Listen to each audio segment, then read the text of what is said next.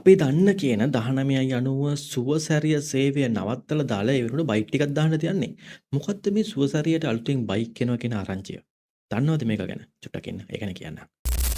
අපි දන්නවා 1990 සුවසැරිය සේවය කියන්නේ ලංකාවේ අපිට සෑහෙන්න වටින නොමිලේ ලැබෙන සේවාවක්. හදිස්සියේ ලෙඩක් වුණ කෙනෙක් නැත්නම් කොහෙද හරි ඇක්සිඩන්ට් එකක් වුණාම මේ 1990 සුවසැරිය සේවයෙන් ලැබෙන සේවාව ඉතින් කියන්න වචන නැහැ.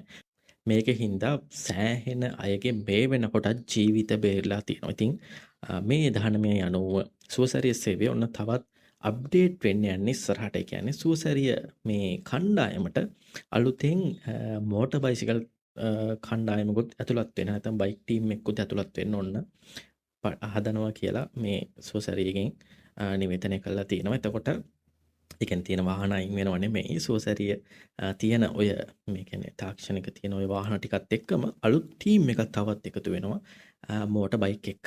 එතකොට මේකේ තියෙන වාසිය තමයි ඔයාලා දන්නවා සාමාන්‍යයෙන් ඇක්සිඩන්ට් එකක් වුණාම නැත්නම් අනතුරක් වුණාම ලංකාවේ පාරවල වල තත්ත්වය හොඳටම දන්නවා සහ තියෙන කාර්ය බහුලත්වයත් එක්ක සුවසැරිය වාහනේට ඒ තැන් වලට ළඟා වෙන්න බොහොම අපහසු වෙන්න පුළුවන්.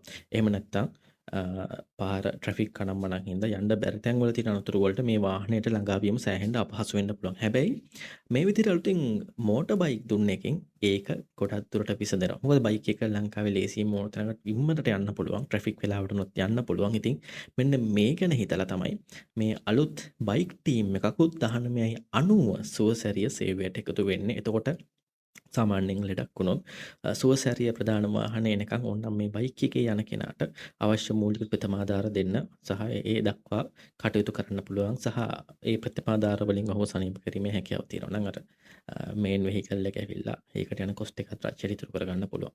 ඉතින් ඔයා මොකද හිතන්නේ? ඔයා 1990 සේවයෙන් යම් කිසි දවසක හරි සේවාවක් කරන් තියෙන කෙනෙක් පුංචි කමෙන්ට් එකක් දාන්න යන්නේ සේවාව ගැන. ඒ වගේම මොකද්ද මේ වෙන්න යන අප්ඩේට් එක ගැන කුතුහලයෙන් හිටපු ඔයාට ඔන්න ඕක තමයි වෙන්න යන්නේ. ඉතින් මේ ගැන ඔයා මොකද හිතන්නේ කියලා චූටි කමෙන්ට් එකක් දාගෙන යන්න.